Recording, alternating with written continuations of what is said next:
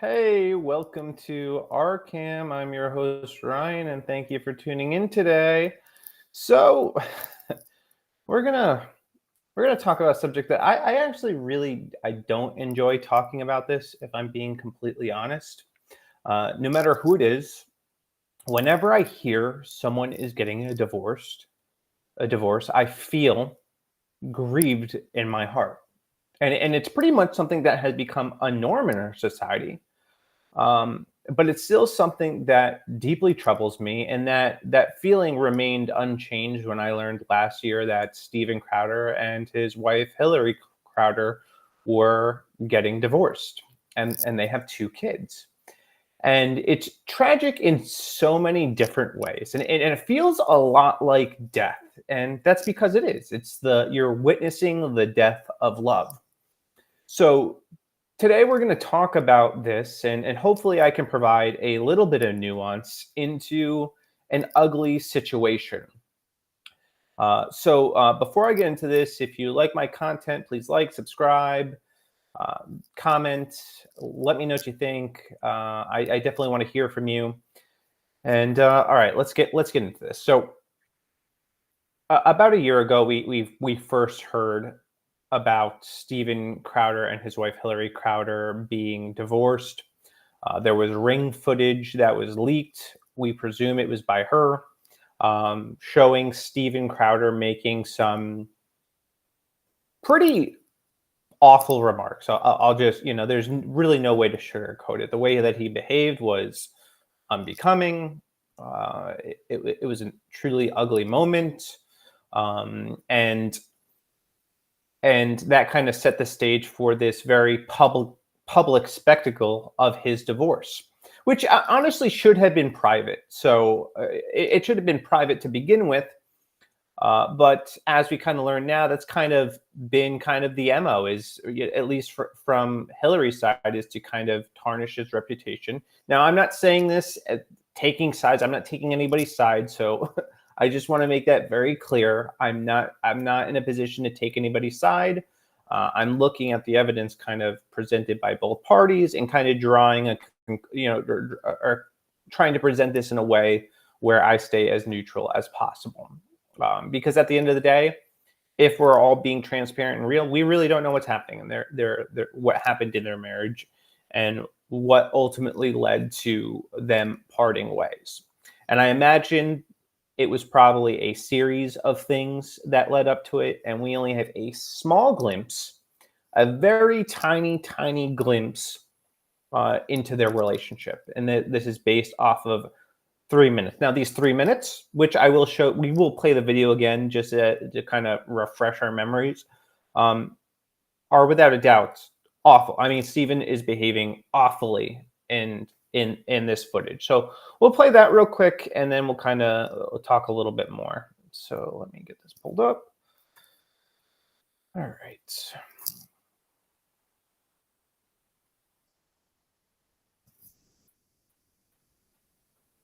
All right. Because I drew a boundary. I drew a boundary. No, you just did it. I drew a boundary of abusive and cruel. You were not taking the car. Because if you refuse to do wifely things, then I will go pick up the groceries. There's no groceries. I would have to. Steaks, wood pellets, my grill. I know it's an unreasonable request, but I'll go do it. How about you first? Hillary, how do you respect the man? Yes, other than man. Other than man. You see love. Respect. No. Other than man. No, you're not taking the car. Steven, You're not taking the car. Steven, You are not. then I will ask someone to pick me up. Would you like me to ask? Oh, that's right. As long as you got Steven. Get an Uber. Okay, Steven, I can't. Feeling some constraints? Steven. Like I can't Steven. go. Listen to me. Listen to me. You want to walk out right now? Listen to me. I can't go to the gym. I can't go to my parents. I can't call my friends. I can't go. I can't be home. You're gonna take the car and leave me here. Hillary, just think of how boxed in you've made me. What do you need me to pick up? I'll get it. I'll be back when I'm back. No, that doesn't work either. You'll be back when you're back. That doesn't work either. See, Do you understand the difference between my life being set to the second and you going, I'll be back when I'm back? Steven. And making it work. The only way out of it is discipline and respect. It's the only way out of it, or we're at an impasse. We are at an impasse. Good. Because you can't have any discipline or respect. Yeah. Yeah. There you go. You throw your hand, you give up so easily. I don't give up, Stephen. Hillary, you give up so easily. I just said the only way out of this is discipline and respect. You said, then we're at an impasse. Stephen, no, we are at an impasse, okay? I love you, but Stephen, your abuse is sick. Your abuse Watch it. is sick. Watch it. Fucking watch it. I'm gonna let go. I'll get what you need me to get. And I need some space. You need to just stop engaging for a little bit. Okay? I love you. I love you very much. I don't love you. That's the big problem. I've never received love from you. And the fact is, when I go, look, I need you to do A, B, C, and D, you just be disciplined about it. You go, no. But I love you more than life itself. Okay. Put on some gloves. No. But I love you more than life itself. That's not fair. That's not fair, and it's disingenuous. Hillary, you're right. We're at an impasse. Become someone, listen to me, day in and day out, worthy of a life. No, not as a wife. I didn't say as a wife. Hillary, come on now. I'm not gonna engage. I'm not gonna engage anymore. I'm gonna go. I'll get text me what you need. I'll get you what you need. I love you. I'm committed to you. Put on some gloves. Are you committed enough to do those things? I'm not gonna. Are you committed enough to do those things? You're not committed to anything. You're not committed to anything. You just said I love you. I'm committed to it. Walk the dogs. Put on some gloves. Walk the dogs. Put on some gloves. Are you committed enough to do those things? Are you committed enough to do those things? Are you committed enough to do those things? I'm gonna. Walk the dogs. Put on some gloves. Are you committed enough to get the medication the dogs? No, you take Betty.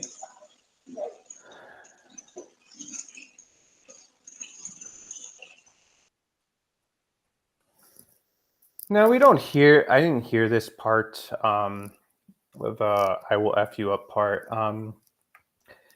But so a couple things from this, Stephen, and this, guys. I want to be as delicate as possible with this. So I think they've been married like 10 years, a long time. We have 3 minutes that were leaked that paint Steven Crowder in a negative light. That's just the facts. He comes off as a little domineering, controlling. His wife is obviously very pregnant. She cites that he is his abuse is sick. We find out that they only have one car. I don't know why that is. Obviously, he has a lot of money, so it doesn't make any sense why they can't afford 2 cars. But I don't know the inner workings of their marriage. I don't know the agreement that they had. You don't either. So nobody really does. And then she says that she loves him, and he said that he doesn't love her. And it seems to me like he's communicating that he doesn't feel particularly loved in his relationship because maybe she's not meeting these expectations that he has. Regardless, the way that he was talking to her was unbecoming.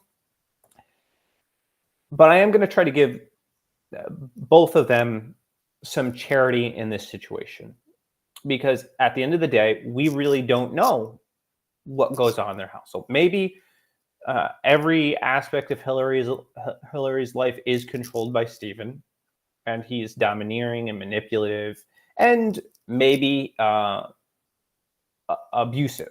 Although we're going to talk about the word abusive in a little bit, because I don't necessarily like.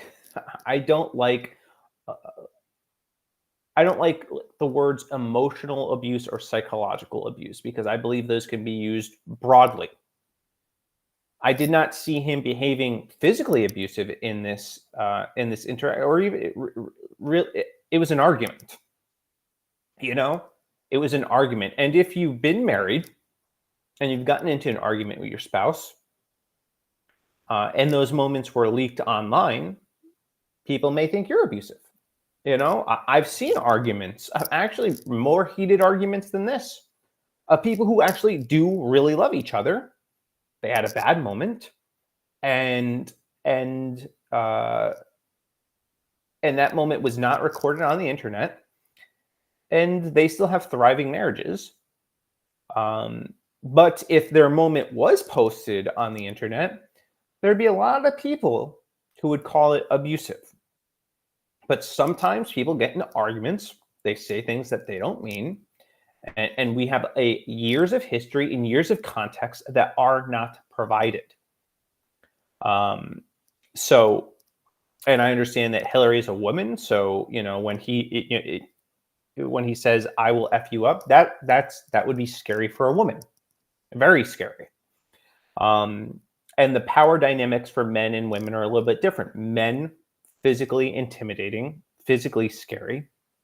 So those threats hold a little bit more weight. If a woman said that, obviously a man is not going to take her as seriously. But women have a different advantage. And women's advantage or power in the relationship is that they can destroy men socially.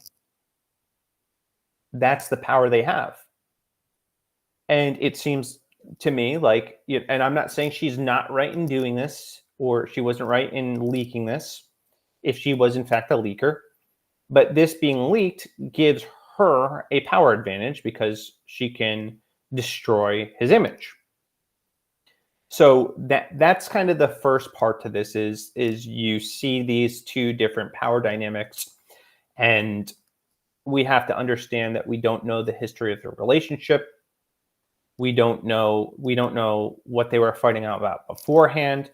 Also, I do have to say it's a little suspicious because we have learned that a lot of this ring footage was ultimately deleted. So that does not reflect good on Hillary, that content has been deleted. Now, what prompted this conversation over the weekend or the past couple days is that Jared Monroe, who formerly worked for Steven Crowder, also known as Not Gay Jared, and I believe this is, going back 6 years ago, maybe longer. He worked for Steven Crowder, and he released this video sharing that he is under an NDA, and so just kind of the history. So Jared Monroe, formerly known as Not Gay Jared, hold on a second here.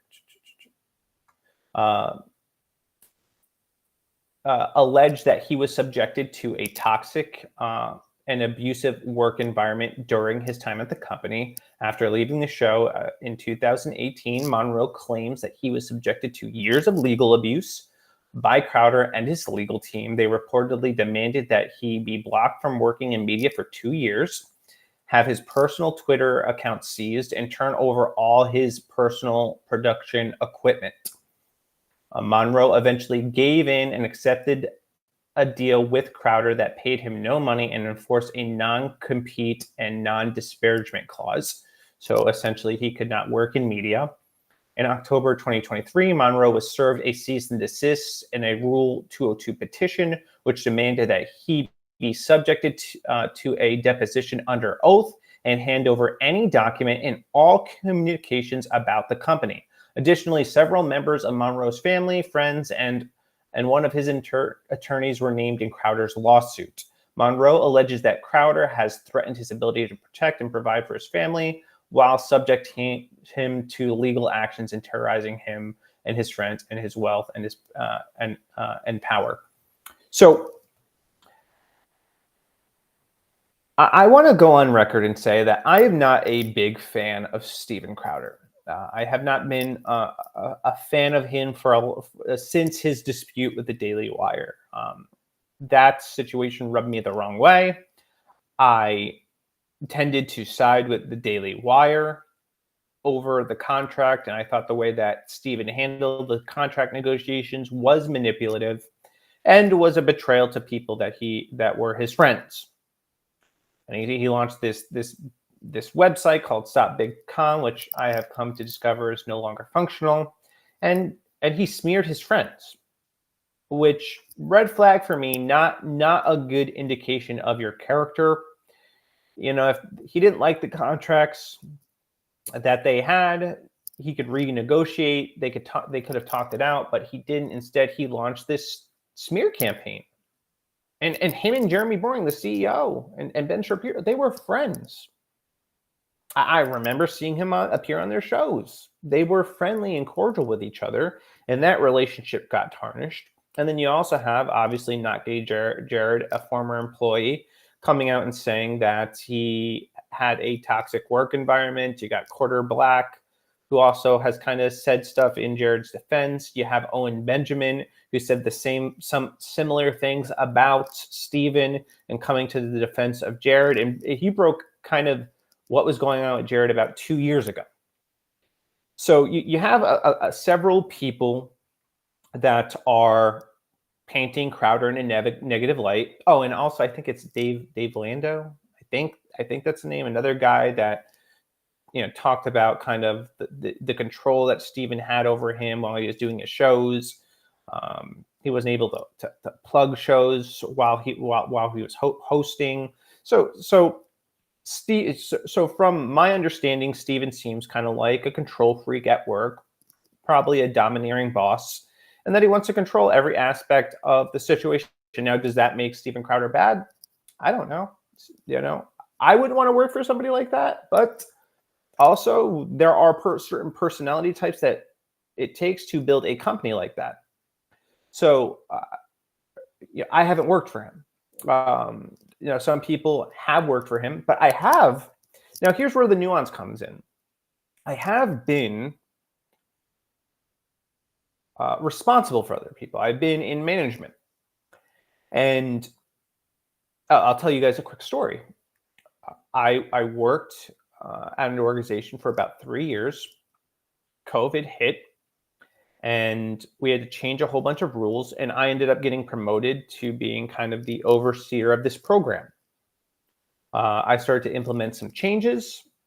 I started to create a little bit more structure, and some of my employees had a real hard time about it, where they basically formed a mutiny, and people started quitting left and right. The work environment got tense, and I had two people, and one of them being one of my very close friends, put in an ethics complaint with HR, basically saying that I was creating a hostile work environment. And all I was doing was making sure that they were getting their work done. I'm not a micromanager, by the way. Basic things, just giving me, explanation for how they're spending their time. And just holding them accountable to do the work that they were hired to do. But that was perceived by them as a hostile work environment. Who would have thought being held to do the requirements of your job is creating a hostile work environment? So I could see how employees, especially disgruntled employees, can twist things to make it appear in a way that maybe it's not. Now, I'm not saying that this is what Jared or Dave Lando or Owen Benjamin are doing, but I am saying I understand from being in that perspective and kind of being on the receiving end of it, how it can easily turn the other way. I've seen new management take over, and then they lose entire teams. Entire teams turn against them because they don't like their leadership style. I've seen this play out before, and they're not always the victims. So, I think it's important to kind of try to see both sides, try to understand both sides before drawing conclusions. Now, it's definitely much easier to feel sympathetic toward Jared and Hillary. They're more pleasant for sure. I'm not going to mince words about that. They seem definitely more likable. And Stephen does have this history, so like anything that he does is kind of held under additional scrutiny. But I'm not making excuses for him. I'm just trying to present both sides. So so Jared releases this statement kind of explaining a little bit of what he's endured, and that he wants to bring a lawsuit and that he's trying to raise money to fight back against Stephen and to ultimately be released from his NDA, which it seems like maybe he possibly violated a little bit of it.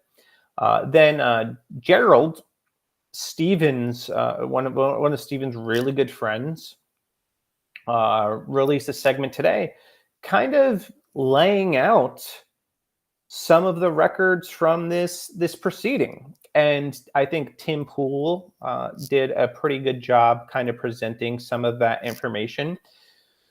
So here we got exclusive. Louder Crowder files lawsuit accusing Jared Monroe and Hillary Crowder of an extortion scheme.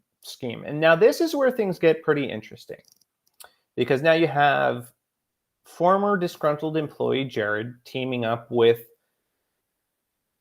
disgruntled wife to come after Steven Crowder. And we're going to learn some things as we read. So Louder Crowder LLC has filed a lawsuit against former employee Jared Mitello, also known as Jared Monroe or Not Gay Jared, accusing him of engaging in an extortion scheme with Steven Crowder's ex-wife Hillary and her family. Mitello has raised more than 72,000 in donations in just over a day after accusing his employer of legal abuse. Despite, and this is another thing, this term legal abuse, I don't know if I'm crazy about it, but we will see. Weaponizing the legal system against him, maybe he's doing that. So despite the seemingly sudden conflict between him and Crowder, Mitello parted ways with Louder Crowder back in August 2018. At the time, he had signed an agreement with the company that included a non-disparagement clause. So he willfully signed this, and I believe Owen Benjamin didn't sign it. So he felt kind of pressured to sign it. Owen Benjamin, I imagine the same pressure was probably applied on him. He refused to sign it. Kind of something similar. So the lawsuit, which only names Mitello, claims that this scheme began in 2022 when Stephen's ex-wife Hillary Crowder plotted to extort him for more money than Texas law would allow in their pending divorce proceedings. According to court filings obtained by the SCNR, Stephen has been ordered to pay Hillary $25,000 a month in support for the last 2 years. However, in a recent social media post seeking employment, she claimed she could no longer afford to be a stay-at-home mom. Now, I do want to talk about this a little bit, because when you see this $25,000 a month, your knee-jerk reaction is to be like, well, why is she asking for more? That seems pretty good. And at face value, $25,000 seems great.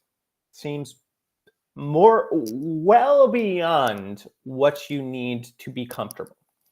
However, if you factor in that Hillary is fighting for custody, because Stephen, I believe, is filing for full custody of his children, this money could easily dwindle down when it comes to lawsuits. So I do think, a lot of people are pointing to that amount, but not factoring in the fact that there is this ongoing litigation, and she may be spending every last drop of money to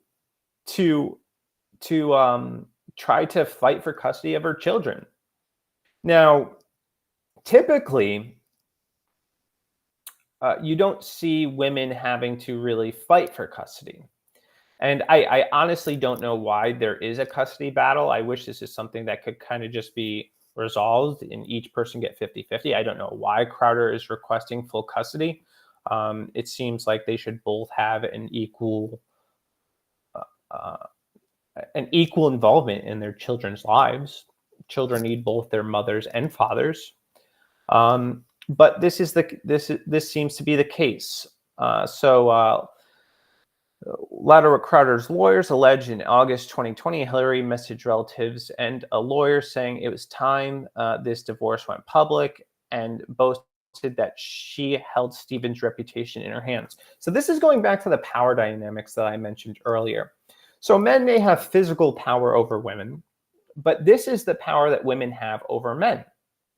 They can damage your reputation. We actually see this in the Bible, actually, with Joseph. And I'm not comparing Stephen to Joseph. I'm just using it as an example to show that women have this power to destroy somebody's reputation if they want to. And I don't think we should take it lightly. Especially if I don't know what's going on in Hillary's head. I'm not saying she's a bad person. I'm not saying that this is even what she's doing, but I am just describing basic power dynamics in relationships. So in the Bible, anyway, Joseph is upright man, following God, is starting to rise to a little bit of a place of prominence, and Pharaoh's wife, and her name is Potiphar, tries to get Joseph to sleep with her, and he declines. She cries rape, and suddenly Joseph finds himself in prison.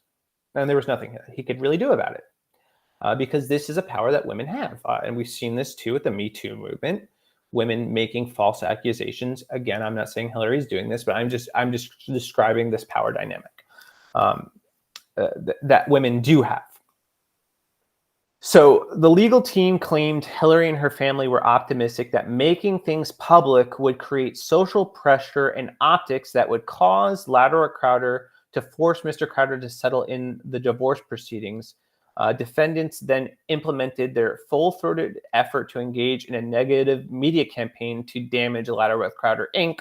An email sent to family members on September 11th, Hillary's father, Tim Corzine, had detailed the type of team he wants to build to help his daughter in the divorce, specifically to destabilize his former son-in-law and father of his grandchildren. They understand right-wing media, Corzine wrote, of the ideal team. They are familiar with whom Stephen is and that world and the things that would destabilize him. So it does seem like there is an organized pressure campaign. Is it righteous or not? I don't know. I don't know if Stephen Crowder is the monster that everybody makes him out to be. He very well could be. I don't know, and neither do you, and neither do the people in this document. But we do see that they did organize a campaign against Crowder. So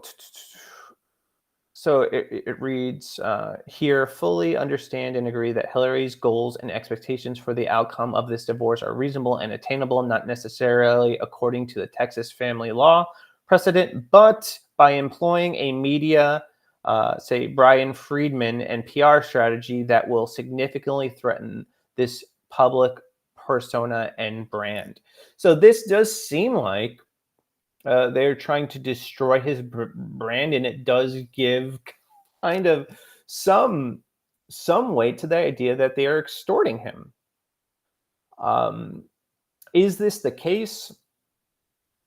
We will find out, but I don't want to spend a whole lot of time talking, or more time talking about the case. I just kind of want to set that up, because what I ultimately want to talk about is divorce in and of itself. So many people, a few people on Twitter have seized this opportunity almost gleefully to denigrate marriage. And obviously Pearl Davis, being the anti-marriage spokeswoman, cannot pass up an opportunity to show a man potentially getting hosed. So Pearl Davis writes, congrats tradcons, you have done another successful marketing campaign for why men should not marry. Predictable from Pearl, very predictable. Now, sadly, while I disagree with this statement totally, there is something that I will end up agreeing with Pearl on, and we'll talk about that in a little bit. But so I do not think that this is an indictment on marriage, like Pearl suggests, and is using to try to discourage people from getting married. I think this is an indictment on divorce itself. That is the problem. And that is something that should be deeply unsettling to everybody watching and everybody paying attention and following this. We're talking about a husband and a wife who made vows, and those vows are being broken. And it is turning into this ugly public spectacle. Spectacle. And none of us really know the truth of what's going on. We all have speculation. But we do know that, and that's why I titled this episode the Fog of Divorce, because, like in the fog of war, you don't have all the facts, you don't have all the information, and it's kind of hazy, and you're trying to sort through everything, that try to figure out what's going on. And that's part of the ugliness of divorce itself as an institution, or as a reality. Because honestly, divorce should not have, in my opinion, I don't think that this was a situation, at least from the information that we have, that would have constituted divorce.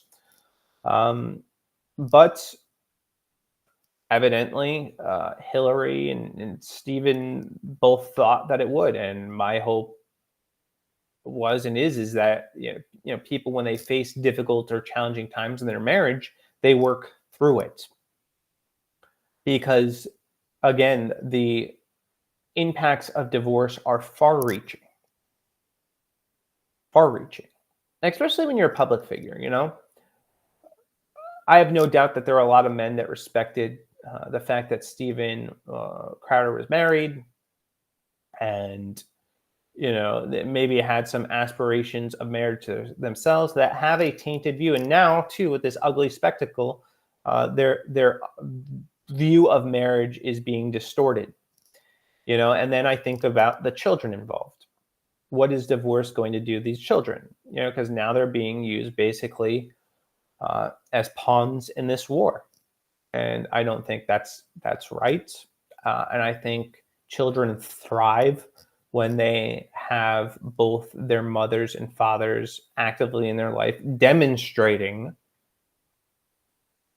God's unconditional love toward one another, keeping their vows, honoring each other. And you see a breakdown, kind of, this is a good kind of case study for what happens when you don't actually have God at the center of a marriage.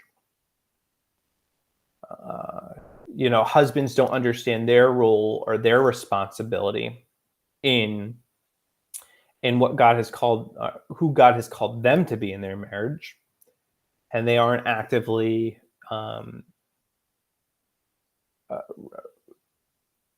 removing their sin, or actively turning away from their sin, being the type of husband that the Bible describes, and living up to the standards of love that God set and gave us with his commandments, loving our wives as Christ loved the church.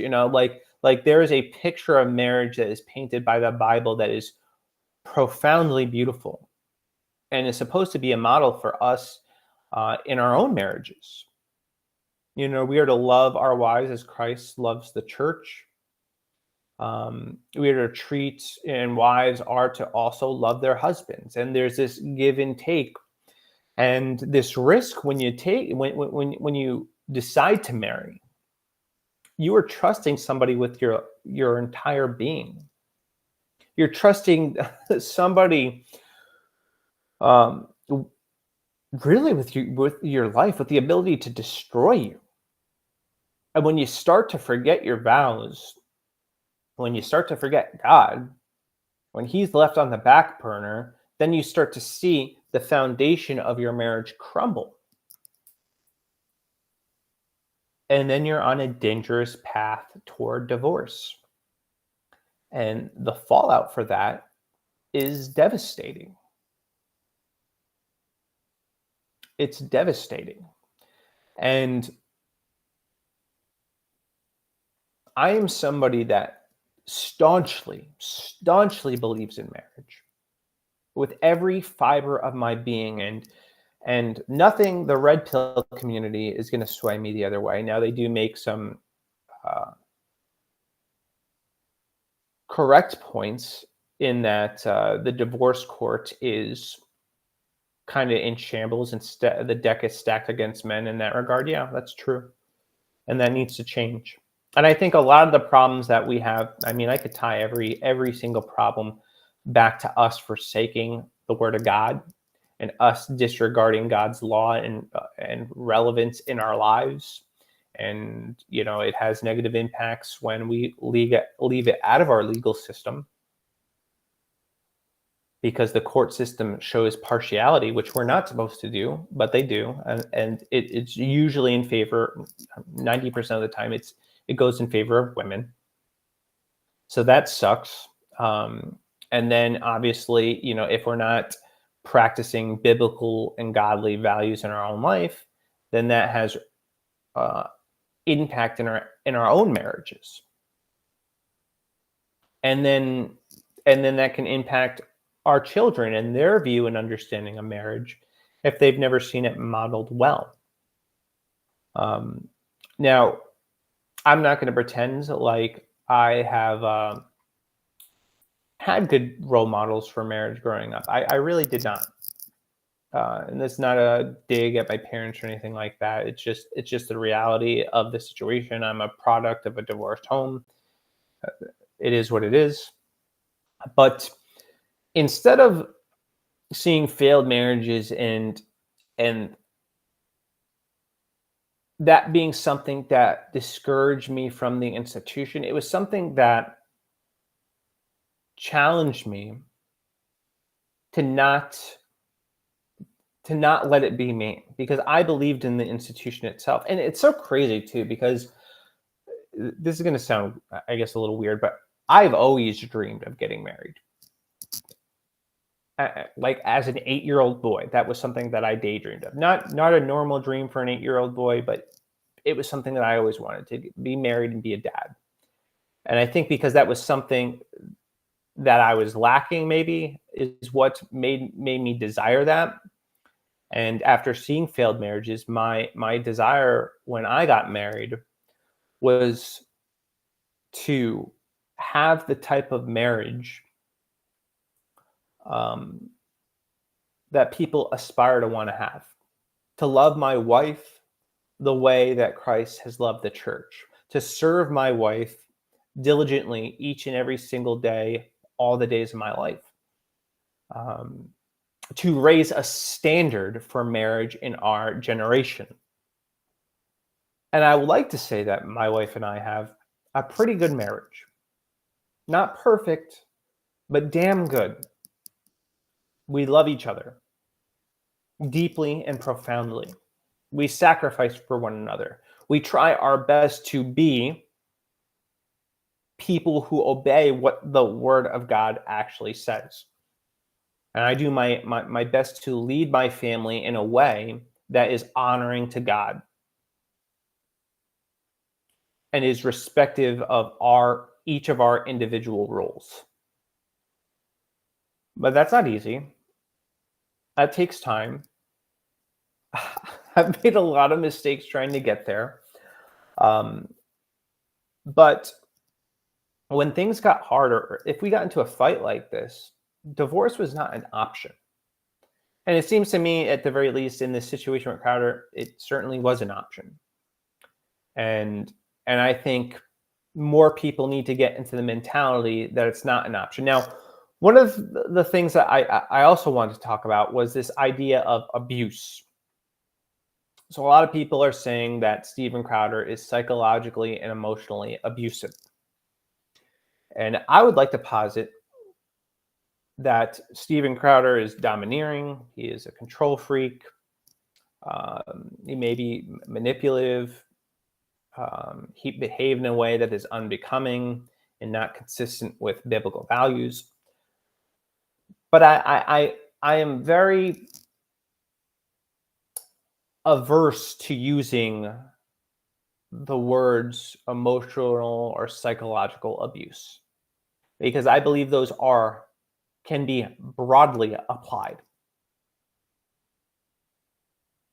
where anything could be considered emotional abuse. You have transgenders that cry emotional abuse if you call them by their biological sex. So I don't think that is a good standard to go by, because it's based on our subjective feelings, um, and I think has the potential to be abused um, far more than really any other form of abuse, because it's you can make anything emotional or psychological abuse. I mean, here's a scenario. Let's just say, like, there's a husband and wife, and the husband, he makes jokes, every day that his wife smells. Let's say, he laughs. He's just joking, but she takes it seriously. She doesn't say anything though, and eventually down the road, they're getting a divorce, and she brings up into court that he was emotionally abusive because there is a consistent, persistent times where this husband emotionally abused his wife by saying she smelled, and maybe not the greatest analogy, but I'm just saying, like, it can be abused, because it's a matter of how a person perceives it. So I don't quite understand what constitutes emotional or psychological abuse. And two, you need to kind of take in consideration an entire marriage. There are situations that happen that we may think like, oh wow, I cannot believe they are talking to each other like that. But we don't know their background. We don't know the situation that they're in, and it very well could be like really no big deal to them. Now, I'm not saying it's right, but I'm saying that they don't have the same perception of their relationship that we do because they're on the inside. And I think we kind of have to have that standard when we're outsiders kind of looking in on somebody's relationship, and not let one moment define them. Because I'm hard pressed to believe that there are people that may watch this and have had perfect marriages where they've never yelled at their spouse or never said something they didn't mean. And imagine for a second that is recorded and uploaded for all the internet to see, and then you're made out to be public enemy number one when you were just having a bad day. I'm not excusing the behavior. A husband should never, speak down to his wife or belittle her or talk to her in a way that is not consistent with scripture and is unloving. That shouldn't be what a man does, but this is reality. We live in a fallen world, and and some people have different relationship dynamics than what we're used to, and some people have moments where they demonstrate weakness and they lash out, and we don't know kind of what led up to those moments. So I guess in closing, I do want to say that we should not draw any hard conclusions over what's happening with this divorce, with anybody, Stephen or Hillary. We should honestly let them work it out amongst each other. Also, I do want to add, I do find it a little bit odd that Jared kind of injected himself into the lawsuit and is teaming up with Hillary. I don't think he really has any business being involved in the lawsuit, but it does seem to, that, obviously him and Hillary are friends and they're joining forces. I do think he kind of should have stayed out of it. Again, though, there might be more that I don't know, you don't know, and they feel that their crusade against Stephen is justified. We will see them. We will see what happens. And we should be praying for them. Honestly, I pray, I know it seems like a pipe dream, but for reconciliation, because the fallout for marriage, particularly on children, is bad. It causes an identity crisis. It fractures their understanding of commitment and those marital vows. they're fractured when they see those vows broken. And then you have this situation where they're being kind of pitted against each other, and you hope that the parents are going to take the high ground and not speak negatively of one another, but it's very likely that one of them will. And then you have children being alienated from the other parent, being raised to believe that their parent is the bad guy or bad woman. So it's just all around just not a good thing. And my heart's desire is for reconciliation always. I don't believe that emotional or psychological abuse constitutes divorce. I'm not saying it's a good thing, and I'm not saying that it should not be corrected. Obviously, it should be corrected. I believe that's where kind of the church comes in. Is if this couple is actively going to church, taking their walk seriously, and they have these relationship dynamics that are not good, the church should intervene, talk to them, and correct them.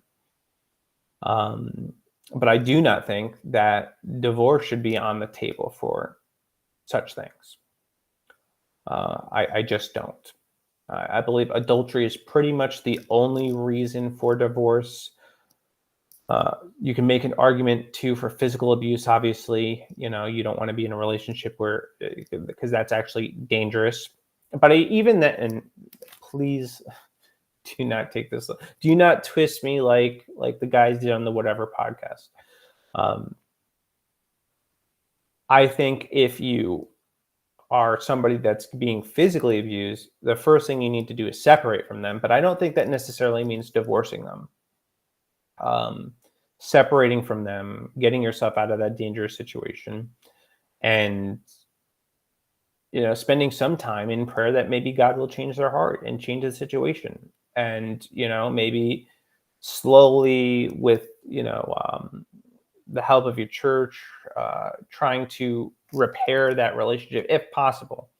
But more chances than not, if you do separate two, one of them, whoever's the person that's abusing, is likely to probably commit adultery, and that's really your best chance in dissolving the marriage. But I always err in trying to work through a marriage by all means possible, especially if you have children. Especially if you have children. I do think it's important. I do think that divorce is something that has been treated flippantly. And I do think that we need to fight for our marriages. And I pray for both Stephen and Hillary in this situation, and these kids, man, that God's hand is upon them, and that he takes something ugly and ultimately works it together for good. So those are my thoughts on this situation. I hate it. I hate that it's a public spectacle. I hate that I had to comment on it. Honestly, I really did not want to, but I see people like Pearl Davis kind of using this as an opportunity to denigrate marriage. I feel obliged to stand up for the institution itself. Oh, and the thing that that I did agree with her on was basically the shift in the definition of abuse, which I covered before. It's become all-encompassing and doesn't hold the same meaning. Even when that video clip of Crowder going around, they were studying abuse. When I first heard of the video, I thought he was physically abusing her. I didn't know that they just got into a verbal altercation. So anyway, that's all I have for tonight, guys. I hope everything works out with this marriage. If you did like this video, please like, subscribe. Let me know your thoughts. Let me know what you think. Do you think emotional or psychological abuse is a valid reason to get divorced? Biblically, you got to bring Bible into that for me to take you seriously. Yeah, that's really all I want to know. Anyway, have a blessed night.